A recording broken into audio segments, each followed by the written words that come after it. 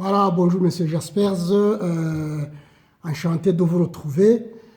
Je rappelle à nos auditeurs que Monsieur Louis Jaspers a été administrateur au Rwanda depuis 1952. Il a commencé par Kibungo. Après Kibungo, c'était Kibuye, et puis de Kibuye à Nyanza. Et pendant la révolution de 1959, Monsieur Jaspers était à Nyanza. Alors, il va nous parler un peu du jubilé de 25 ans de règne du roi Mutara III Rudahigwa, qui a eu lieu en 1957. Alors, je laisse la parole à Monsieur Louis Jaspers. Bonjour Monsieur Moussa Bjimana, moi aussi je suis très heureux de vous retrouver ici et surtout de pouvoir parler de cet événement politique extrêmement important qui était donc le jubilé du Mwami Mutara Rudahigwa, Mutara III, le Mwami du Rwanda. En guise d'introduction, je dirais d'abord, voilà, il faut un peu passer dans l'histoire. Le Mwami Mutara a succédé à son père Yuhi Musinga en 1931. Yuhi Musinga avait été destitué par les autorités de la tutelle, les autorités belges. C'était à l'époque pas la tutelle, mais c'était le mandat. C'était un territoire sous mandat. Et en novembre 1931. Moi-même, je suis arrivé, comme vous l'avez dit, au Rwanda comme jeune administrateur en 1952, d'abord au territoire de Kibungo, puis au territoire de Kibuye. Et de là, nous avons eu d'ailleurs, c'est peut-être intéressant de le rappeler aussi, qu'en février 1956, j'ai été administrateur faisant fonction du territoire de Kibuye. Et à ce moment-là, le résident d'Essin m'a convoqué à Kigali, à la capitale, pour dire, écoutez, il y a un événement très important qui va avoir lieu, c'est que le Mwami a pris un tel poids, le Mwami du Rwanda, donc Mwami Mutara III, tel poids politique qu'il va devoir, il veut faire une inspection de territoire. C'est-à-dire qu'il voulait non seulement visiter un territoire comme il le faisait régulièrement, mais il voulait inspecter et contrôler le travail de l'administrateur du territoire. C'était peu imaginable à cette époque-là pour un administrateur chevronné, mais comme j'étais jeune et faisant fonction, il m'a chargé donc de faire un succès de ce premier contrôle, ce qui s'est d'ailleurs fait. Nous avons eu pendant 3 jours le Mwami en février 1956, et à un tel point, il était tellement content que il allait de là, il est allé dire au gouverneur, je veux avoir Jaspers comme administrateur chez moi à Nyanza. On croyait que c'était une promotion importante pour moi. C'était peut-être une promotion dans les responsabilités, mais pas une promotion, disons, financière. Mais c'était extrêmement important. Et alors, arrivé en septembre 1956, je suis arrivé à Nyanza pour prendre mon poste d'administrateur du territoire de Nyanza. J'ai été extrêmement bien accueilli par le Mwami. Et nous avons constaté qu'il y avait à ce moment-là 25 ans, un quart de siècle, que le Mwami Mutara était au pouvoir au Rwanda. Et moi, je me suis aussi demandé, est-ce qu'on va fêter cela? Et on a dit, mais on n'a rien prévu. On n'avait prévu aucun crédit, ni au Conseil supérieur du pays, donc la caisse du pays ne pouvait pas. Et alors on a dit, bon, mais on constitue maintenant un comité pour préparer ça, et on le fêtera 1 an plus tard. Ce qui s'est fait, le comité était présidé par Jean Kirsch, qui était le conseiller du Mwami, et que j'avais eu comme premier administrateur à Kibungo, au territoire de Kibungo, en 1952. Nous avons pu fort bien travailler ensemble. Le comité était très important.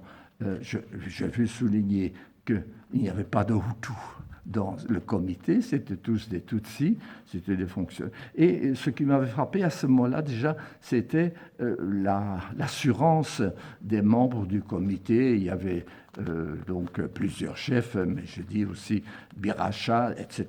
Donc, à un moment donné, d'ailleurs, on me disait, écoutez, vous, administrateur, vous faites ceci, faites cela.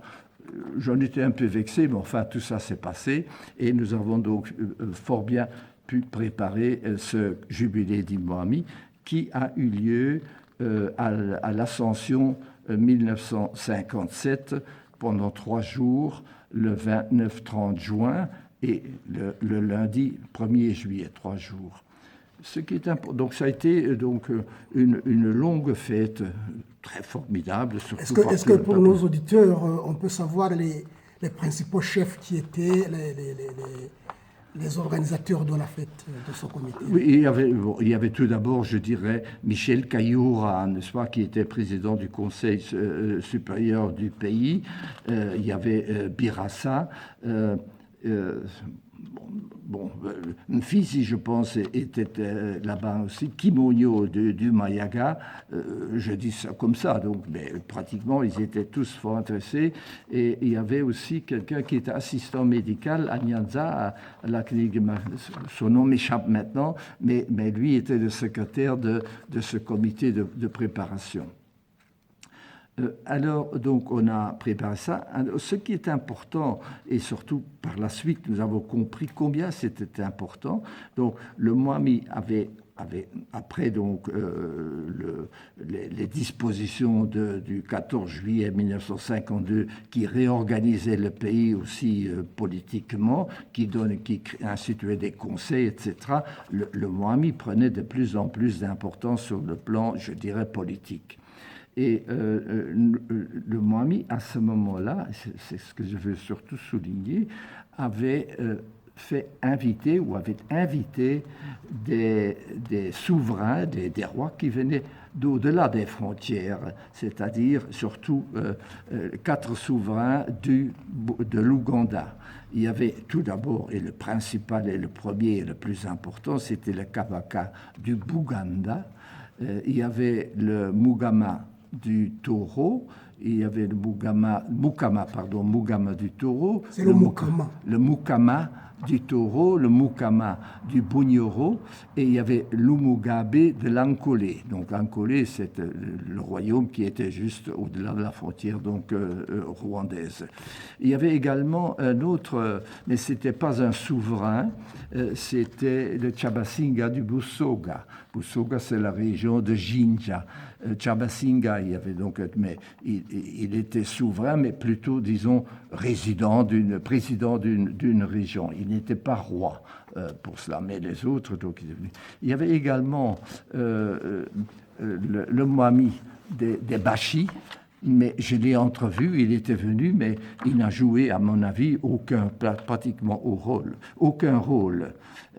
Comme d'ailleurs, je ne me souviens pas du tout que le Moami du Burundi aurait joué un rôle. Sans doute qu'il est venu, mais je ne me souviens vraiment pas. Donc, en tout cas, il n'a pas participé aux conciliabules qui ont eu lieu avec les gens de l'Ouganda. Parce que c'est ça que je veux souligner ici, nous le savions très bien.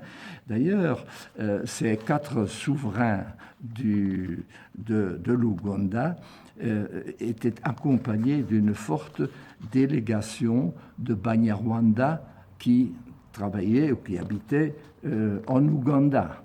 Et en premier lieu, je citerai un étudiant de Makerere University, Festus Igiro, qui était président, lui, d'une association des Abadahemuka, dont on a su plus tard quel rôle ils avaient joué. Ils allaient jouer d'ailleurs même quand j'étais nommé attaché colonial dans l'Est africain britannique, Festus Igiro. Il y avait également, c'était en fait l'Africain, ou l'Africain d'origine rwandaise, mais pour nous c'était un Rwandais, Kalimuzo.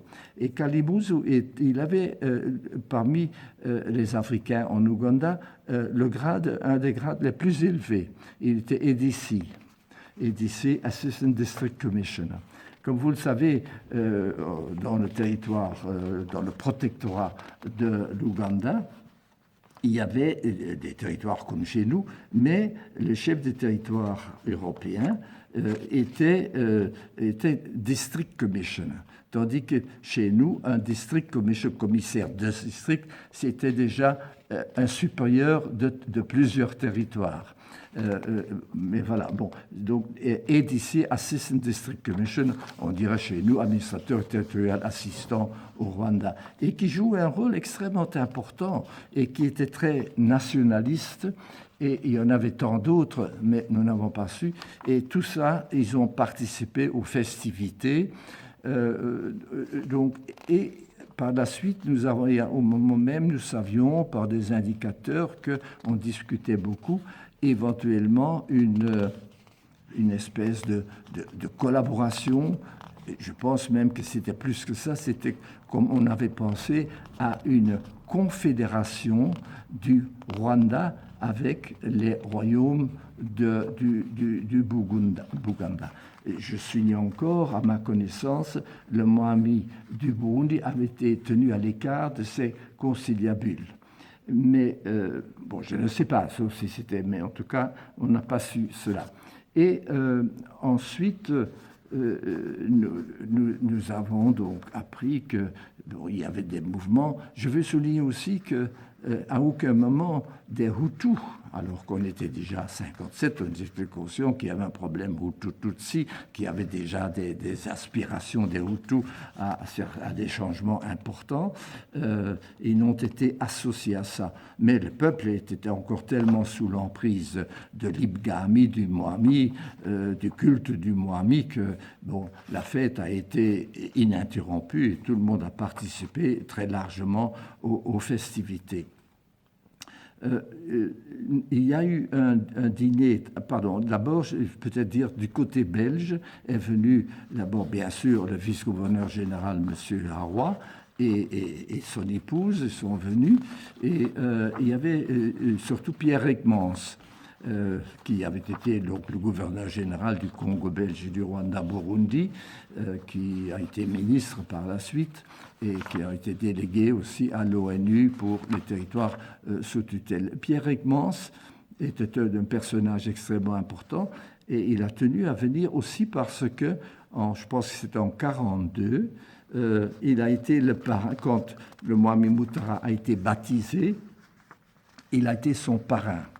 Le Mwami Mutara, donc Rudahigwa, à l'époque, s'est fait catholique, il a été baptisé et il a eu alors le nom de Charles Léon Pierre. Pierre Ekmans, Charles, donc c'est un nom historique, et alors je pense Léon, c'est Monseigneur Léon Classe, l'évêque qui, au moment du baptême du Mwami, donc, a donné aussi son nom au souverain. Peu après, d'ailleurs, le Mwami a consacré son pays, le Rwanda, donc, au Saint-Sacré-Cœur. Nous avons alors, parce que j'étais comme administrateur à Nyanza, nous avions la responsabilité aussi d'héberger, en tout cas les officiels, M. Harwa et le gouverneur général Reikmans, enfin l'ancien gouverneur général. M. Harwa et Madame, je l'ai logé dans la maison du directeur de l'Ossuru, qui était à l'entrée du poste, donc où il y avait toutes les facilités qu'on devait avoir. J'avais chargé plus spécialement M. Bakers, qui était le chef de poste, de s'occuper de cela, donc du bien-être du vice-gouverneur général, ce qui n'a pas été simple pour Bakers, je l'ai su par la suite. Et pour M. Reikmans, nous l'avons logé chez nous, donc il a installé chez nous. Mais comme j'étais un ami depuis longtemps de son fils, Jean-Pierre Reikmans, qui était, lui, administrateur des territoires au Burundi, à Muyinga exactement, Jean-Pierre était le parrain de mon premier enfant, de ma fille. Et alors Jean-Pierre, je ne pouvais pas le loger puisque la chambre d'amis était prise par son père, et nous avons fait chauler une pièce des boyeries, et Jean-Pierre a logé dans la boyerie. Mais avec le gouverneur Reikmans, donc c'était chez nous, et nous avons eu 2 ou 3 repas, je pense, chez nous, avec le gouverneur général et l'ancien gouverneur général, et monsieur et madame Harwa, le vice-gouverneur général. il y a eu un grand repas à Libgami même, donc au Palais du Roi, auquel donc, tous les souverains assistaient. Ma femme et moi, nous étions bien sûr invités aussi. J'étais d'ailleurs installé à côté du Mukama du Taureau, donc le roi du Taureau. Et M. Harwa a raconté dans ses mémoires aussi un incident qui a lieu, c'est que le Mukama qui aimait bien le whisky, mais à un moment donné, il s'était servi de langouste, mais il avait pris la langouste avec la carapace, il ne parvenait pas à se défaire de la carapace, et alors il a crié « Boil it à whisky » pour pouvoir s'en défaire. Et M. Harwa a raconté ça. Moi j'étais à côté de lui, j'ai assisté à cela, mais j'avais plus, disons, de compréhension pour le souverain qui était dans une situation un peu difficile, et surtout, je ne penserais surtout pas de m'en moquer. D'ailleurs, plus tard, j'ai eu d'excellentes relations avec le Mukama, surtout quand j'ai été attaché colonial en Ouganda. Le Mukama, c'était Kaboyo, premier, je pense, du Taureau, du royaume du Taureau. Nous avons aussi voulu donner une réception chez nous, ma femme et moi, pour les souverains et notre Mwami, pour montrer vis-à-vis des invités qui venaient de l'Ouganda que nous aussi, nous estimions, nous avions du respect pour le Mwami du Rwanda. Parce que le système des Anglais, l'Ouganda était un protectorat. Le système des Anglais était différent des nôtres. Ils appliquaient l'indirect rule. Et un administrateur de territoire, il ne faisait pas de brousse britannique, il ne devait pas apprendre la langue comme nous, il ne devait pas faire 10 à 15 jours de brousse par mois. Il était dans son bureau, il dirigeait là et il laissait, donc indirect rule, il laissait les autorités indigènes, comme on dit, eh bien, diriger les choses. Il n'était pas non plus préoccupé comme nous par la situation vivrière, les problèmes, etc. Tout ça, c'était donc vraiment plus facile pour eux aussi, ce qui a fait que plus tard, lorsque, disons, l'indépendance était en vue, lorsque on a commencé à critiquer le colonialisme, eux, ils étaient au-dessus de la mêlée, alors que nous étions en plein dedans, parce qu'on nous disait, vous avez voulu faire ceci, vous avez vu un peu... Bon, voilà. Mais donc, tout ça s'est parfaitement bien passé. Comme nous avions donc invité le Kabaka, le Mukama, les deux Mukama, donc le Mugabe de l'Ankolé aussi, et même le Chabasinga chez nous, nous avons été invités par eux, si vous venez en Ouganda ou chez nous, bien, vous serez le bienvenu. Surtout que le Kabaka a insisté, et j'ai pu plus tard, d'ailleurs, en ayant l'année quand même, j'ai fait un voyage à Kampala, et nous avons été très bien reçus par le Kabaka qui se souvenait donc de la façon de faire. Ce que je veux, ce qu'on a dit plus tard, c'est que, par exemple, là, j'ai fait la connaissance de Igiro. Nous avons un peu sympathisé parce qu'il était très ouvert. Il m'a dit, si vous venez, je vous montrerai l'université, de Smakaledi University, et je vous conduirai là où vous voulez. Et ça a été, donc j'ai été, il m'a montré là, mais je commençais à me rendre compte que, en fait, il était très, disons, nationaliste, que le Mami avait préparé, Mutara avait préparé en quelque sorte déjà l'avenir politique de son pays en s'appuyant sur des cadres qui existaient en Ouganda, des Banyarwanda notamment, des Abadahimuka. Kademuzu jouait un rôle important de par sa fonction d'Assistant District Commissioner, et eux, ils voulaient à ce moment-là, déjà aller vers l'indépendance beaucoup plus rapidement que nous ne l'envisions. Surtout, l'idée était surtout, comme ça, on évite que le problème Hutu se développent trop rapidement, prennent trop de poids. Si nous pouvons avancer pour préparer donc cette indépendance, nous mettons en échec la politique belge de activer la démocratisation en quelque sorte. N'oublions pas qu'en 1957 commençait à se poser d'une façon très acute le problème des terres déjà. Les partis politiques n'existaient pas encore, mais ils étaient en pleine formation.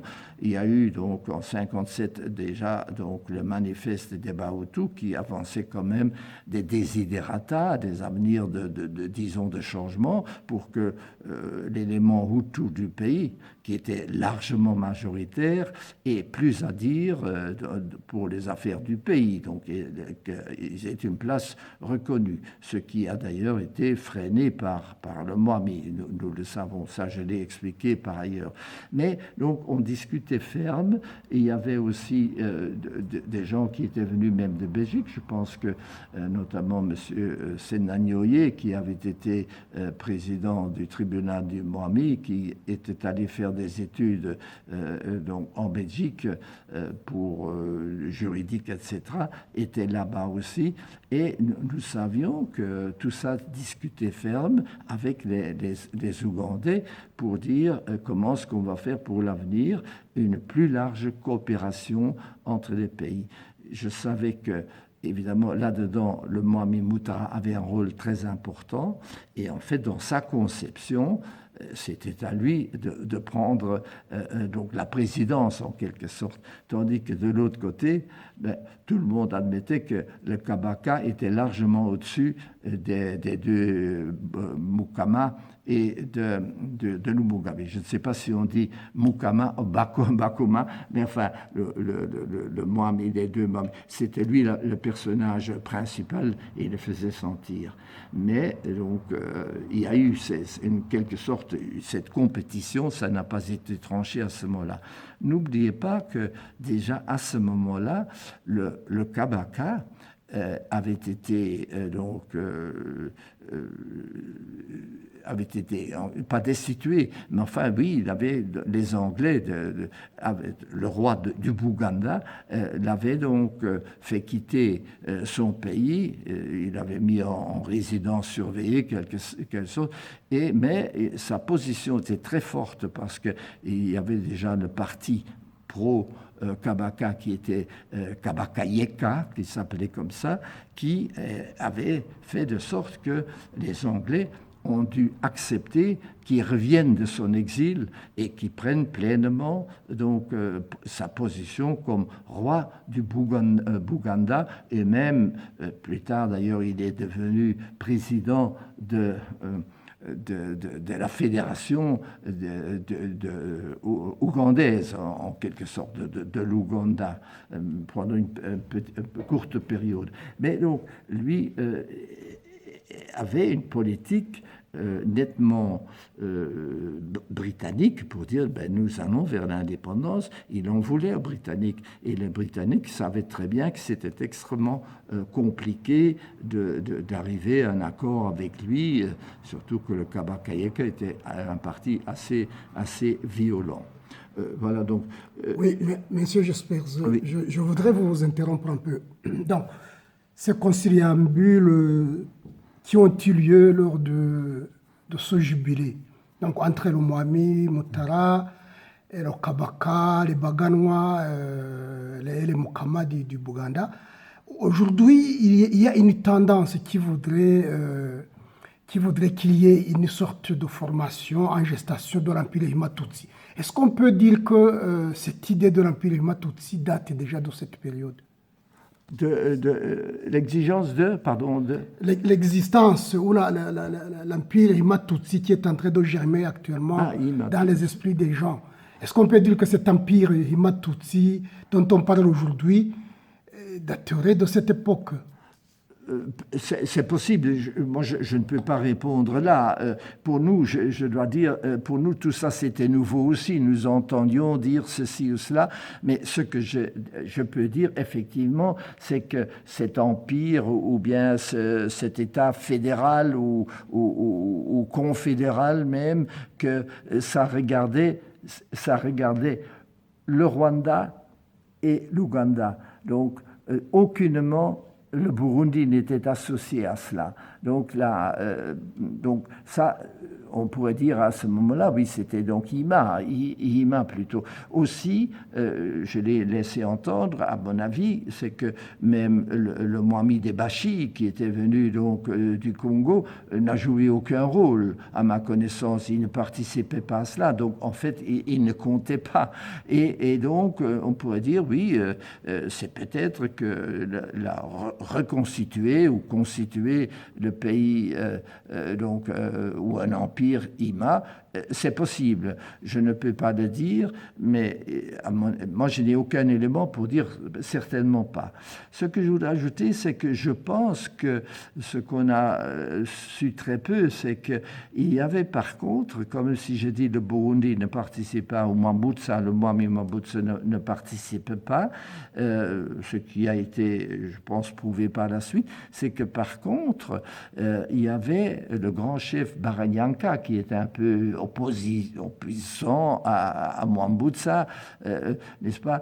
Lui, il avait des liens, il s'entendait parfaitement avec le Mwami Mutara. Et il y avait donc des échanges d'informations, peut-être sur ce plan-là aussi. Mais en tout cas, il y avait une bonne entente qui existait entre le grand chef Baranyanka, qui était d'ailleurs lui aussi, et pour les Africains ça compte, n'est-ce pas?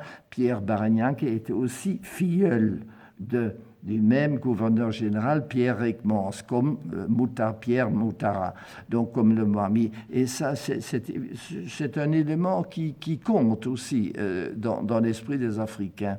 Il y a eu cet échange. Je pense aussi que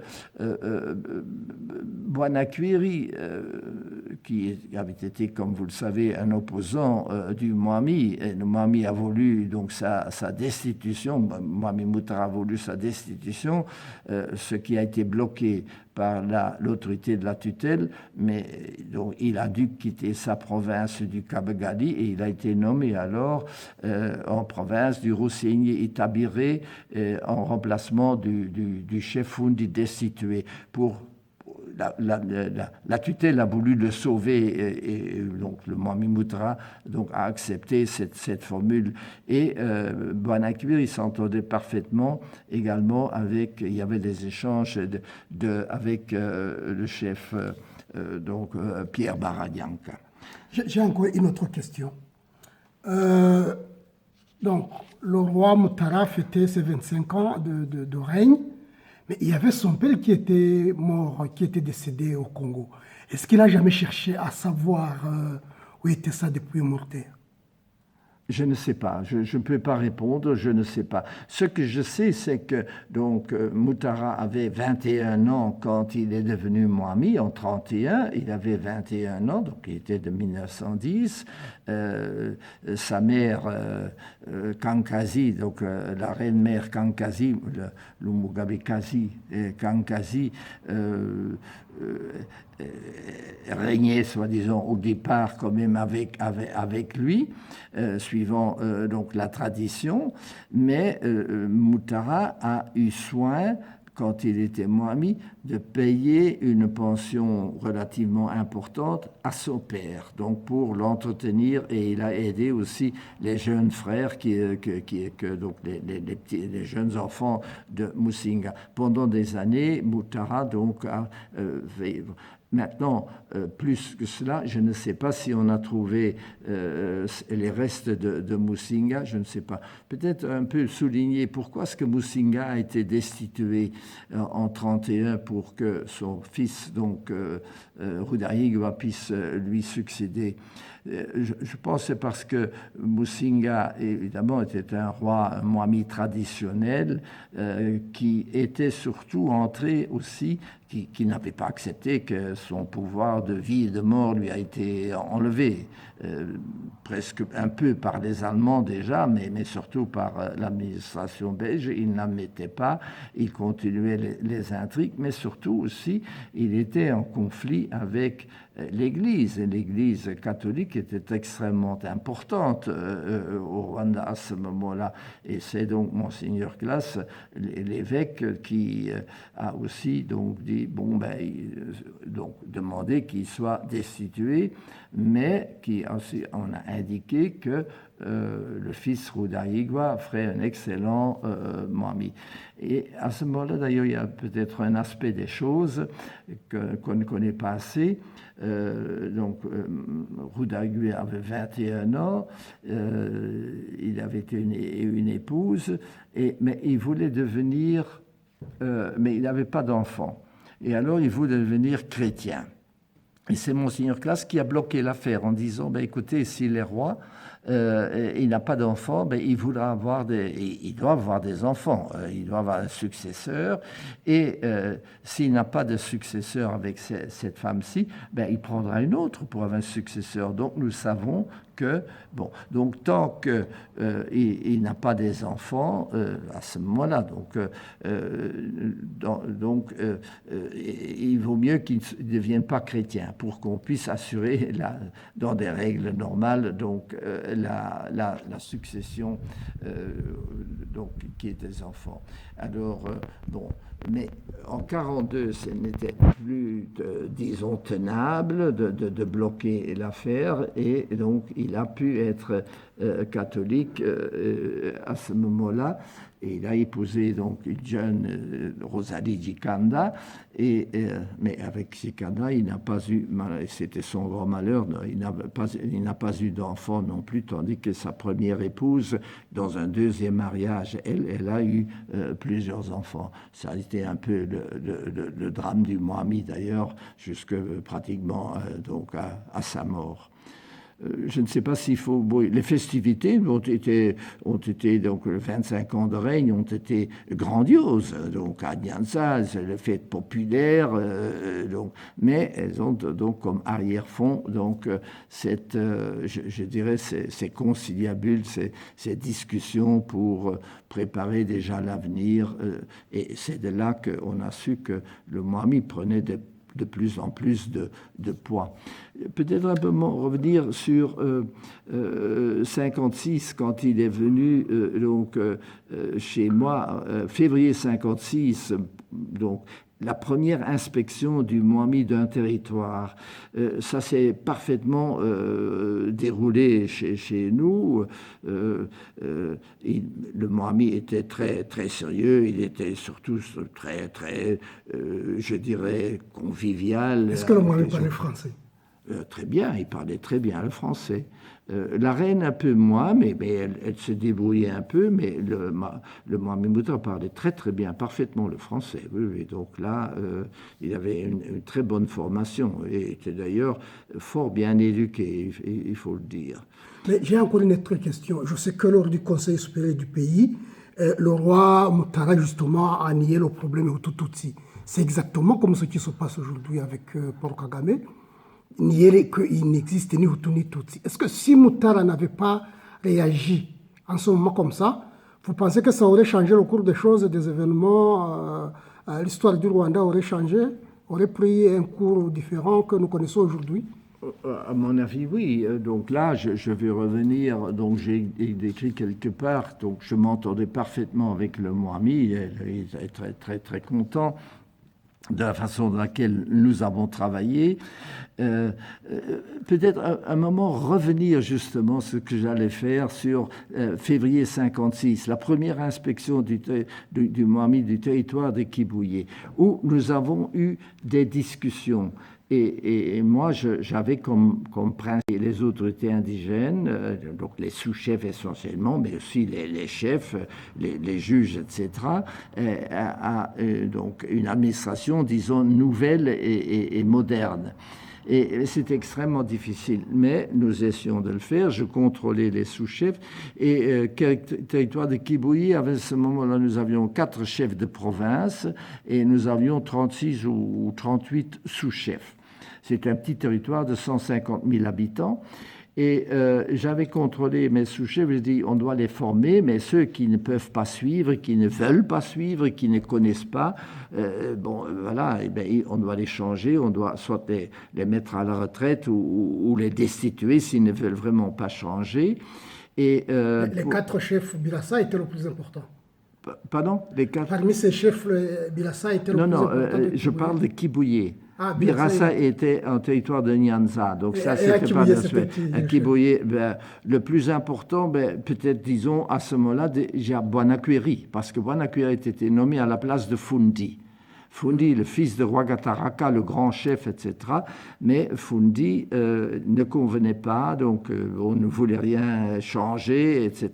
C'était un chef, disons, qui n'était pas tellement vieux, mais de vieille école, très autoritaire, et Fundi a été destitué.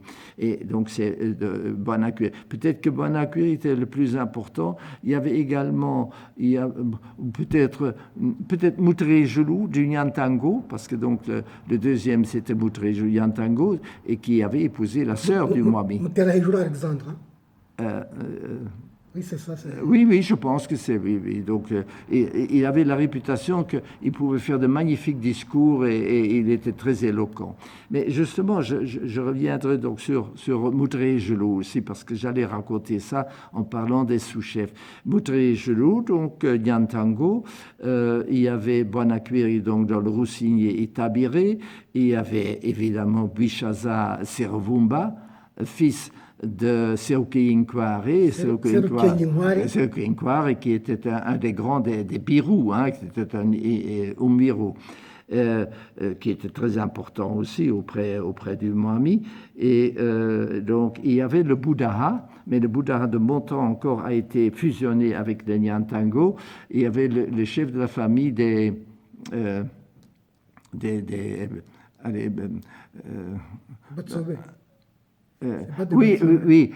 sous-clan des Batsobe, mais en même temps, je pense que les Batsobe étaient... est-ce que c'était un sous-clan de la famille qui fournissait la reine, donc donc ça, c'était les 4 chefs que nous avions donc là-bas. Dont peut-être, oui, vous dites le plus important, à mes yeux, c'était donc Boanakweri, parce que politiquement, et d'ailleurs c'est lui qui est à l'origine du Rader, du parti Rader, Boanakweri, un peu parce qu'il avait été en opposition avec Mouta, etc. Peut-être que le Nyantango, c'était donc le beau-frère du Mwami, et il avait épousé donc Thérèse Bouchembougou, je pense, Bouchembougou, oui, et qui était d'ailleurs la mère aussi de Boanakweri, de Wangomga. Alors, ce que j'allais dire, donc les 4 chefs, 36 sous-chefs, et j'ai proposé au Mwami profiter de la présidence et de la façon, j'expliquais au Mwami comment nous voulions les Amajambélé progresser, etc., former les sous-chefs à une administration moderne. C'est extrêmement important. Je pense que les sous-chefs devaient tenir une douzaine ou une quinzaine de différents dossiers, de registres. Ils étaient responsables de tout, percevoir les impôts, registre des impôts, justifier l'encaisse des impôts jusqu'au centime près, et on les contrôlait là-dessus, etc. Et donc j'avais profité de la visite du Mwami, du fait qu'il était content de lui proposer la destitution ou la révocation ou la mise à la retraite de 13 sous-chefs, de 13 sur 36, donc un tiers de la corporation. Et le Mwami a regardé ça et il m'a dit « Je suis d'accord pour tous sauf un, Bishika, son propre neveu, parce que Bishika était le fils de Moutré Gelou, donc chef du Nyantango, et de son épouse, bien sûr, donc la sœur du Mwami. Donc, c'était donc la mère de Bishika. Mais Bishika était un jeune aux portes de Kibouye, d'ailleurs, et je l'avais contrôlé 2 fois, puis une 3e fois, rien à faire, du fait que son oncle, c'était le roi. Bon, il disait, moi, je suis intouchable, je ne fais pas tout ça, donc irrégularité de toutes sortes, etc.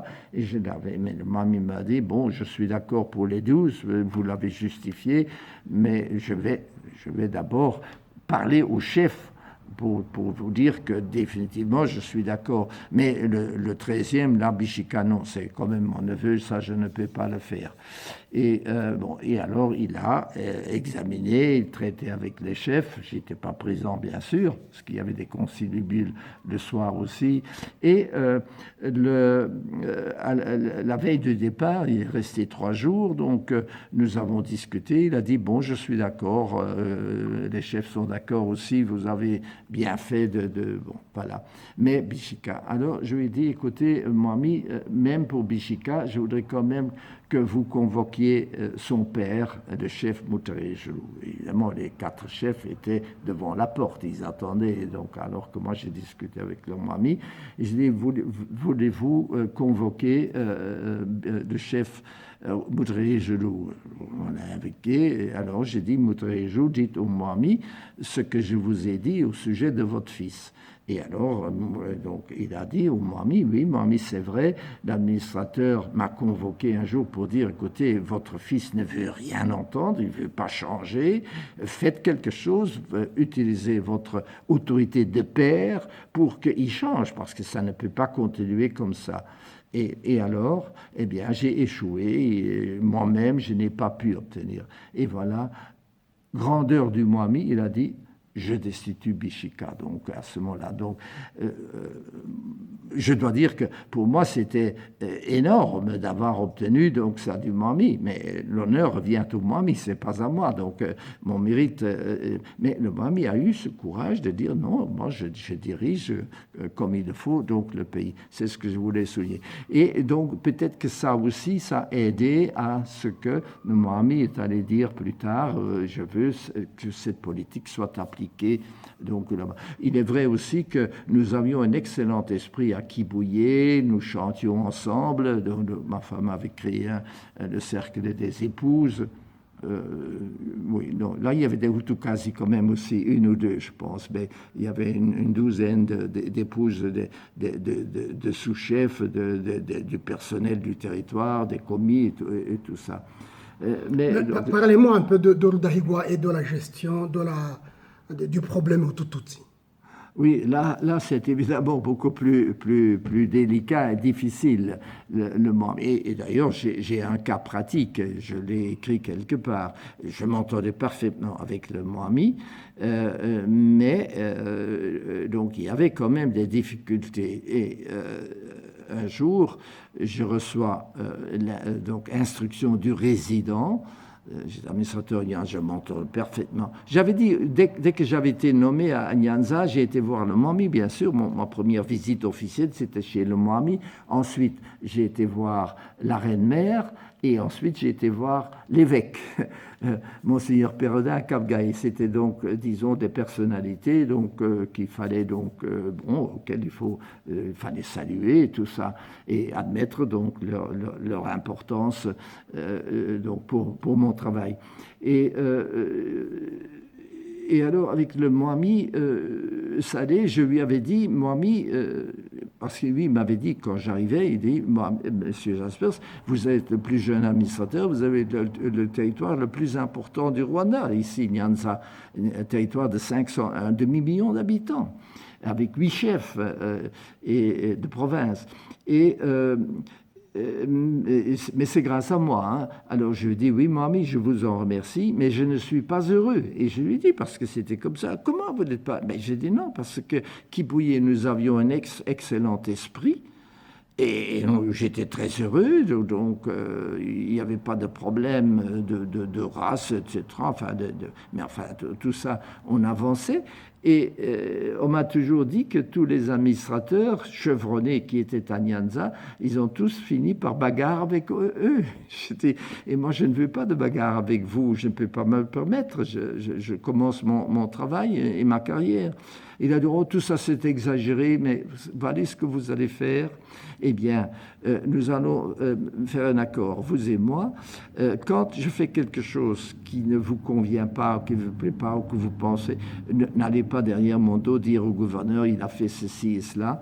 Et quand vous faites quelque chose qui ne me plaît pas, j'irai vous voir. Et vous venez me voir et on discute franchement. C'est ce que nous avons fait. Je dis, bon d'accord, et nous avons pu travailler de cette façon-là. Donc c'était une très bonne formule.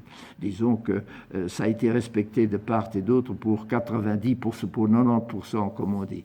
Mais voilà. Alors, une des choses donc, avec ceci donc fait, une des choses, un jour, je reçois, je pense que c'est début 58, une instruction du résident confidentiel, du résident, c'est encore des saints qui allait partir quelques mois plus tard, fin de carrière, disant, voilà, nous voulons quand même avancer et il faudra qu'il n'y ait aucun chef dans les 55 chefs ou 58 chefs du Rwanda, il n'y a aucun chef de province. Donc le moment est venu quand même, puisque les Hutus maintenant se réveillent, etc., il faudra avoir un chef. Si vous, dans votre territoire, il a adressé ça à tous les administrateurs, nous étions 9, les administrateurs, faites-moi une proposition. Si vous avez un sous-chef qui est capable, qui est donc Hutu, d'être promu chef de province, et nous en ferons alors la proposition au Mwami. Et donc moi aussi. Et moi j'ai dit, mais moi j'ai un sous-chef sur mes... Je pense que, est-ce que j'avais 56 sous-chefs ou 48, enfin quelque chose, bon, disons une cinquantaine de sous-chefs. J'en avais un, peut-être pas deux, mais en tout cas un qui était Hutu et que j'avais côté élite, c'était Bonyemut, quoi. Et bon, alors moi j'ai répondu, mais c'était confidentiel ça, donc parce que c'était le Mwami qui pouvait nommer, pas nous, donc il fallait préparer ça. Et alors, moi j'ai dit, voilà, il y a, à mon avis, il ferait un excellent chef de province, il est capable, il est dévoué, bon, tout ça. J'ai proposé ça. Et le résident a vu les autres, je ne sais pas qui a été proposé par les autres, a dit, bon, on retient Bonyemut, quoi. Et donc, le gouverneur et le résident ont dit au Mwami, voilà, nous proposons, le temps est venu de nommer, nous vous proposons de nommer Bonyemut, quoi, chef de province. Et le Mwami était fou furieux, il est venu, dans le cadre de ce que l'on a convenu, il est venu me dire, qu'est-ce que vous n'avez pas respecté notre engagement de nous parler, et vous, derrière mon dos, vous êtes allé proposer. J'ai dit, ben, écoutez, Mwami, non, c'est pas comme ça. J'ai reçu une instruction confidentielle du résident, et moi, j'ai quelqu'un, Bonyemut, quoi, j'ai les côtés élites, il est sous-chef, il est Hutu, et il ferait un excellent chef de province. Donc, je ne vous ai pas trahi ou derrière votre dos. Oui, mais vous auriez pu venir m'en parler. J'ai dit non, puisque mon instruction était confidentielle. C'est le résident qui devait vous en parler, ou le gouverneur. Et alors on a discuté, puis je lui ai dit, mais Mwami, comprenez quand même, moi je vous dis, je connais, il ferait un très bon chef. J'en suis convaincu, il pourrait le faire. Et si vous le nommez chef, mais tout le mérite vous revient à vous. Parce que les gens disent, ben voilà, le Mwami qui est au-dessus des partis, rien à faire. C'était trop tôt. Non, pas de chef Hutu durant donc mon règne. Il ne pouvait pas l'admettre parce que c'était trop tôt. Et voilà, donc ce que je veux dire. Pourquoi il disait qu'il ne devait pas y avoir de chef Hutu? Il sous-estimait. C'est parce que, évidemment, parce que tous les chefs étaient Tutsis. Il n'y avait pas de chef Hutu encore. Et malgré tout, il était bien conscient que son support, enfin, qui était soutenu par les Tutsis, ça, c'était l'opposition entre Hutu et Tutsi qui existait. Et dont les gens, même si on s'entend s'entendait bien parfois, mais là, ça ne pouvait pas se faire. Même dans l'esprit du Moami, qui pourtant, comme je viens de raconter, pour son neveu, là, qui était tout à fait d'accord d'être, disons, au-dessus des partis, au-dessus des petites considérations. Ici, c'était trop fort, c'était trop tôt.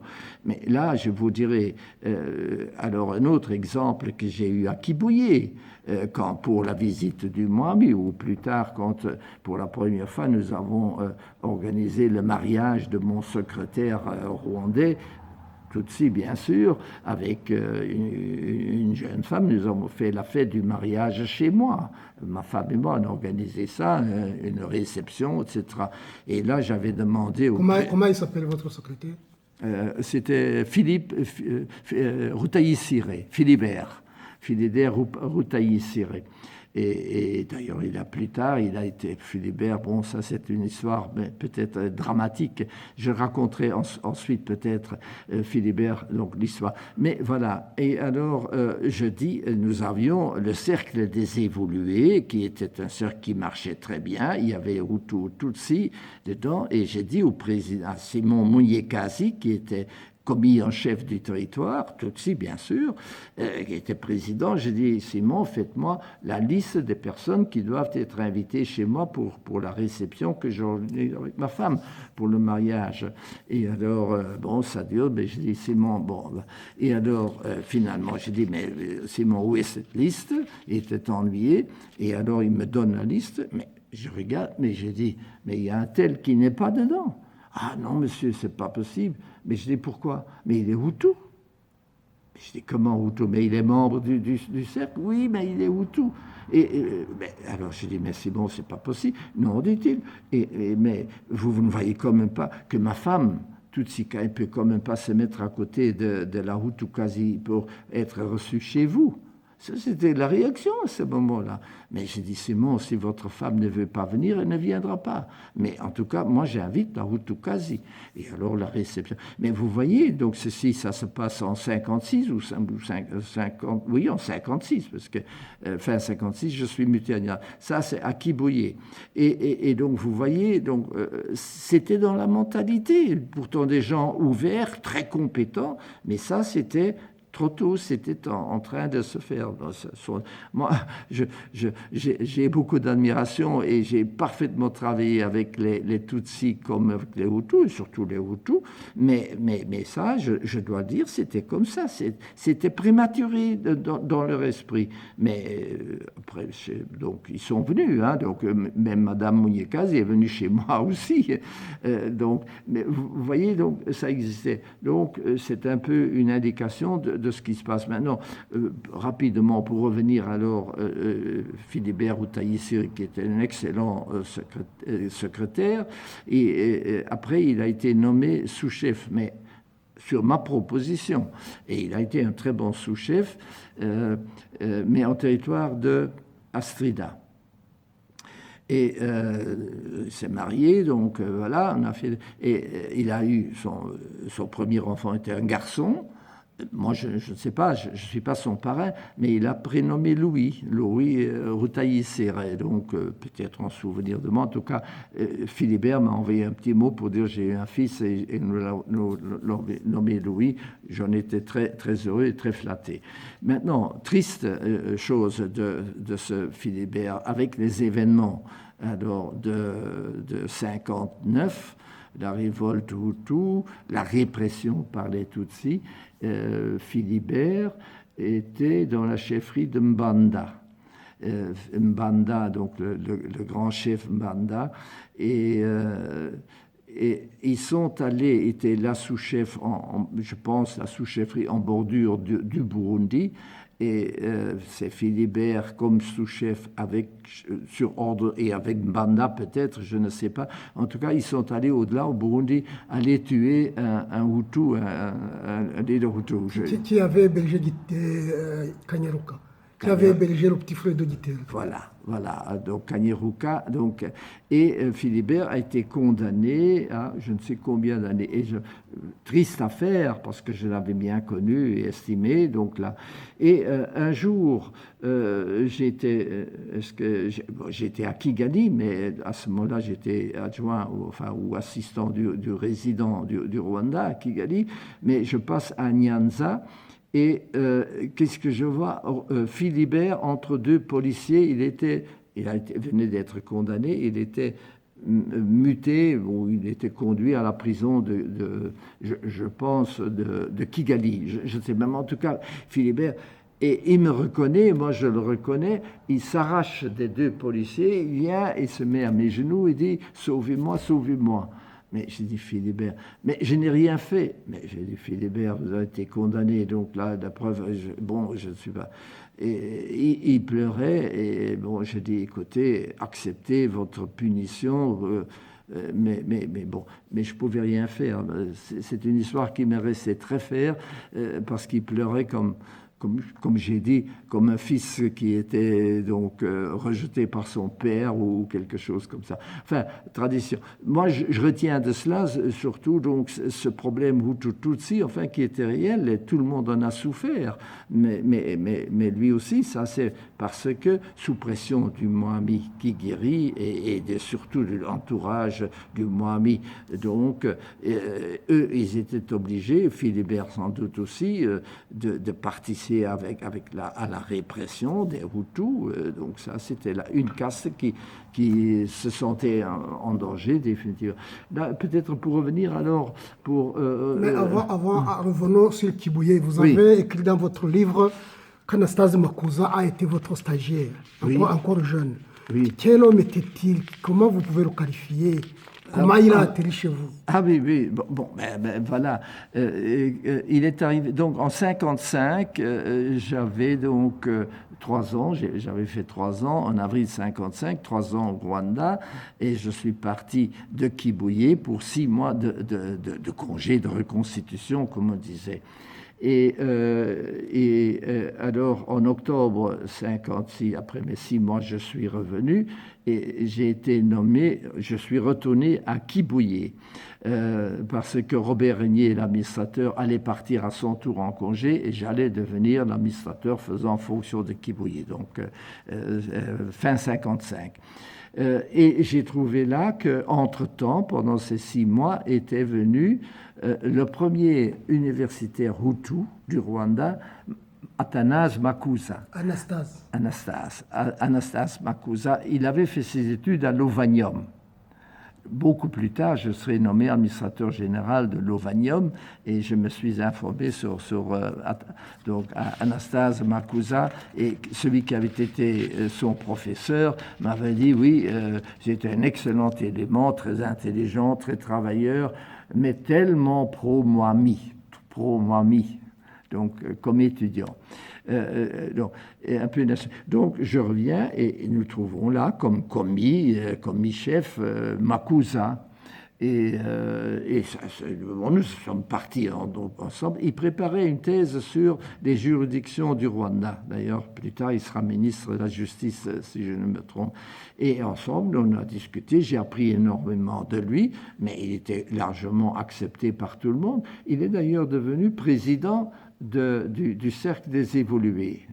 Donc, un excellent président, très actif. Mais bon, je n'ai pas eu de problème avec lui, au contraire, mais il était royaliste. Donc, c'est à ce moment-là encore. Il a sans doute changé par la suite, je ne sais pas. Mais alors, peu de temps après, je pense, ou avant que je ne sois muté, à Nyanza, il s'est marié donc avec une jeune fille du Bouddha, une Tutsi-Kazi d'ailleurs, famille de la reine Rosalie Gikanda. Voilà, ça c'est Madame Makuza. Je m'en souviens parce que nous partions en brousse et ma femme avait travaillé à faire une nappe de broderie comme cadeau de mariage de Makuza. Donc, Makuza. Donc voilà, donc là, il n'y avait rien à dire, on travaillait parfaitement ensemble. Il était un excellent président, il était accepté comme président du Cercle des Évolués. Et après, je l'ai retrouvé, donc j'ai fait Nyanza, donc là je l'ai vu parce qu'il est devenu membre du Conseil supérieur du pays, mais surtout je l'ai trouvé à Kigali, quand j'ai été, moi, nommé à la résidence. Ça, c'est en avril 59. Donc là, il y a eu déjà pas mal, disons, d'incidents. Et nous avons vécu ensemble donc bon, la mort du Mwami, parce que là nous sommes allés à la mort du Mwami Mutara.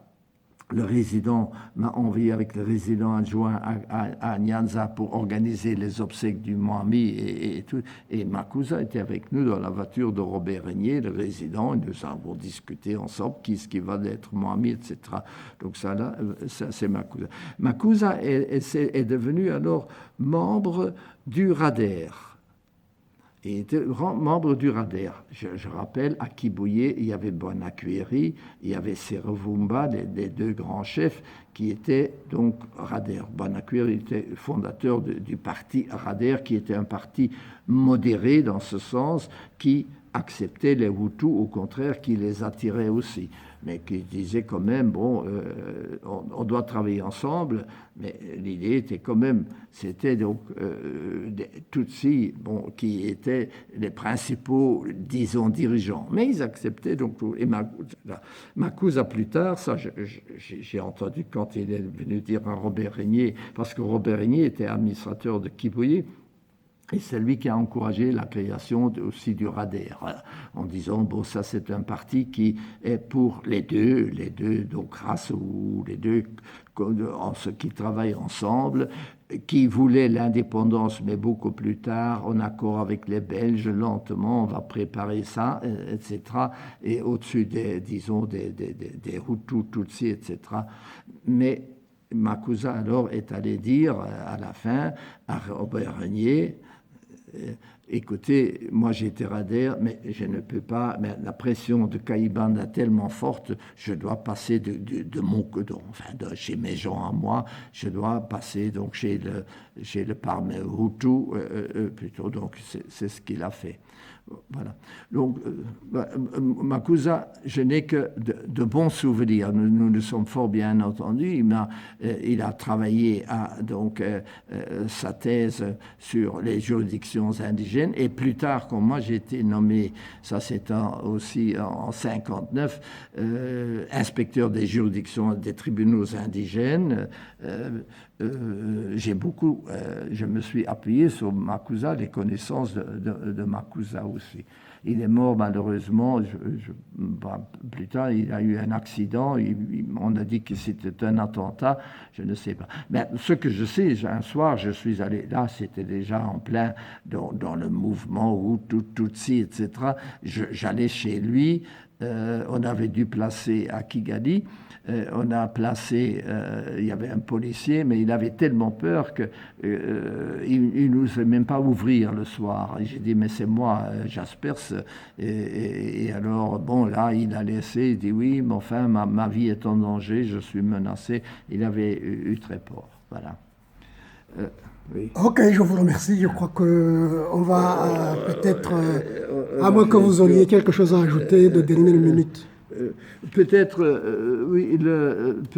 rapidement un mot alors sur le Kabaka, parce que quand même ça c'est important. Le Kabaka avait été mis en exil par les Britanniques et puis il est revenu beaucoup plus tard, enfin après 5 ans si je me trompe, mais quand il est venu au Rwanda, il s'est mis d'accord avec le Mwami, mais lui était contre les Britanniques, enfin il tenait tête aux Britanniques, etc.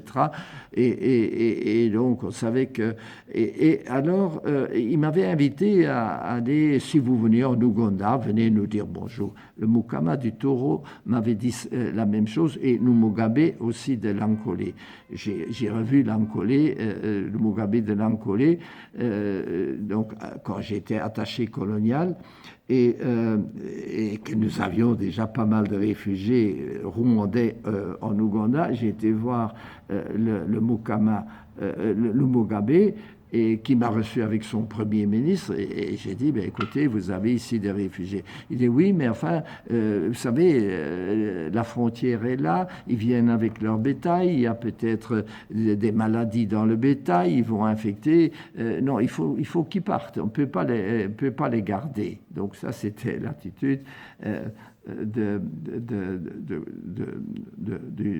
Mugabe, donc du roi de l'Ankolé. Pourtant, c'était des Hima, parce que vous parliez donc du royaume des Hima, c'était vraiment des Hima là-bas. Et alors, j'ai été à Kampala, donc j'étais toujours au Rwanda, mais je suis allé à Kampala. Et j'ai signalé au Kabaka que j'étais là. Et alors, il m'a fait bon, venez me voir. Je m'étais occupé, surtout à Nyanza, comme administrateur aussi, des commerçants. Vous savez, les commerçants, le petit commerce sur les collines, etc., dans les centres de négoce, comme on dit, étaient surtout entre les mains d'arabisés ou d'arabes, de pakistanais un peu aussi, de rares portugais. Et il y avait des Rwandais ou Tutsis, mais ils ne réussissaient pas tellement bien. Et alors, moi, j'ai fait une réunion avec eux, à Nyanza d'abord et puis à d'autres. Je dis, mais écoutez, il faut que vous devez surtout apprendre à faire une comptabilité. C'est très simple, vous avez un registre, vous marquez de ce que vous achetez, et ce que vous vendez, et vous faites le bilan. Comme ça, quand vous avez une encaisse à la fin de la semaine, vous savez ce que vous pouvez réinvestir pour acheter des marchandises. C'est très simple, mais il faut le faire. Et si vous êtes d'accord, moi, je contrôlerai, je demanderai à mon personnel, enfin des agents territoriaux, de vous aider, de contrôler. Mais je ne m'impose pas. Mais ils étaient très, très d'accord. Et alors... j'étais allé à Kampala et le Kabaka m'avait invité, et j'avais vu qu'à Kampala, il y avait déjà une école pour commerçants indigènes. Je savais, j'ai dit, tiens, ça m'intéresse, et ici, ils sont plus loin que chez nous.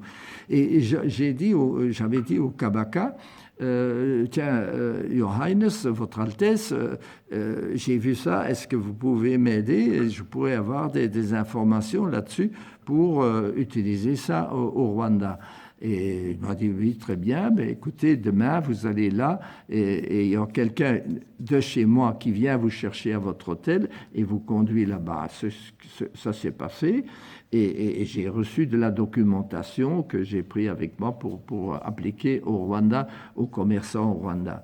Je raconte ça parce que, surtout pour la suite, et bon, ça s'est passé comme ça. Mais peu de temps après, donc j'étais administrateur à Nyanza toujours, je suis convoqué à la résidence. Qu'est-ce que vous êtes allé foutre? Vous êtes allé chez le Kabaka. Qu'est-ce que c'est que ça? Les autorités britanniques du protectorat ont écrit à Londres, à Londres, et l'ambassadeur de Belgique a été convoqué. Qu'est-ce que c'est ce jeune administrateur qui a des contacts officiels avec le Mwami, que le Mwami qui le conduit, etc. Alors, je devais m'expliquer.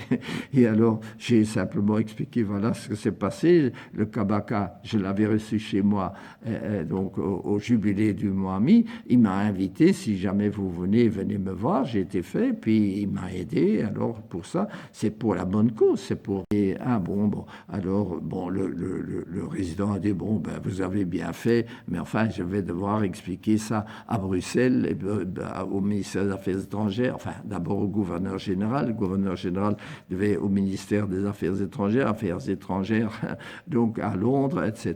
Bon, mais ça ne va pas plus loin. Je n'ai pas eu d'ennui, au contraire, mais voilà ce qui peut arriver avec ça. Mais ça indique aussi, donc, disons, la méfiance aussi qui existait réellement réellement entre le Kabaka et les autorités, donc, avec lesquelles je me suis entendu parfaitement par la suite, puisqu'après j'ai été nommé attaché colonial, et donc là, nous étions en fait devant le même problème, nous, Belges, avec notre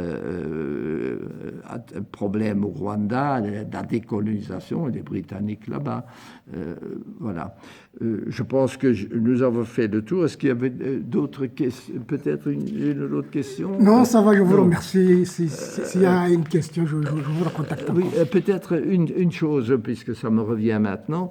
Rwangomga, parce que j'ai parlé donc du contrôle des chefs et aussi des sous-chefs. Rwangomga était, quand moi j'étais administrateur à Kibuye, c'était donc le fils de Maître Ejelou, donc c'était le neveu du Mwami aussi, mais il était sous-chef pour être chef de province, parce qu'évidemment il était, disons, de sang royal. Et alors, le résident m'a convoqué, il dit, voilà, vous avez là le sous-chef Rwangomga, mais il fait un stage pour, voilà, vous allez faire son rapport de stage qui doit servir pour qu'il soit nommé chef de province. Ce que j'ai fait, et chez Rwangomga, tout était parfait, ça marchait très, très, très bien. Bien donc, mon rapport a été très positif. Il devait l'être, mais enfin, il était avec justification. Et alors, il a donc été nommé chef de province Undorwa.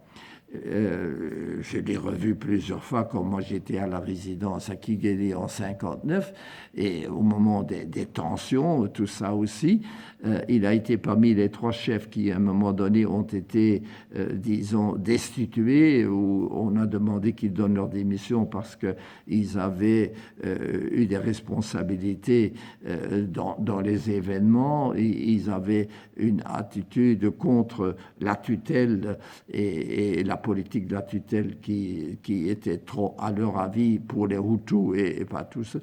Et ça m'étonne, mais je le connaissais assez bien, et alors je l'ai rencontré un jour quand les Hutus étaient déjà en train d'être, disons, au pouvoir, et en tout cas Kaibanda et les Hutus, et je rencontre, et bon, lui était de l'autre côté.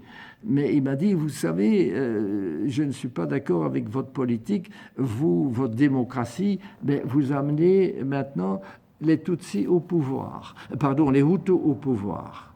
Et qu'est-ce que ça veut dire? Donc, nous sommes expulsés, nous ne pouvons pas rester ici.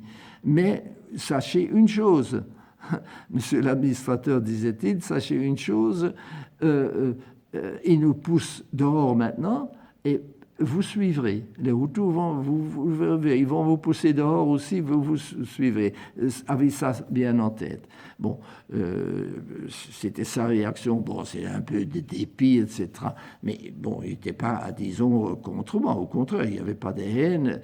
Et plus tard, quand j'étais alors, quelques mois plus tard, attaché colonial, et que les choses avaient vraiment été vraiment détériorées, je savais qu'il était réfugié en Ancolé, plutôt en Ancolé à côté. Donc, j'avais demandé, j'avais envoyé mon secrétaire pour chez lui, il était réfugié. Donc là, il était donc avec Lunar, et pour dire, écoutez, moi je voudrais, avec votre père Moutrejou qui était là aussi, réfugié, je voudrais discuter avec vous, un peu voir, est-ce qu'on peut quand même, on se connaît quand même, etc. Et mon secrétaire est revenu en disant non, ils ne veulent pas. Mais ils n'ont pas de haine contre vous, mais non. Ils ne pouvaient pas discuter avec le Belge parce que donc on avait eu cette politique contre eux. Voilà des histoires personnelles. Je dis quel gâchis, c'est surtout ce que je voudrais dire, quel gâchis. On s'estimait, c'était des gens sérieux, mais les faits, les circonstances ont fait que de part et d'autre, ça a dérapé en quelque sorte. Si on avait pu, peut-être avec le RADER, construire donc là un parti ou des partis qui partager des choses, accepter des différences de d'autres. Donc on aura pu construire une société. Maintenant, donc ça n'a pas pu se faire. Et nous voyons là où les gens sont actuellement, malheureusement. Merci, monsieur Jaspers.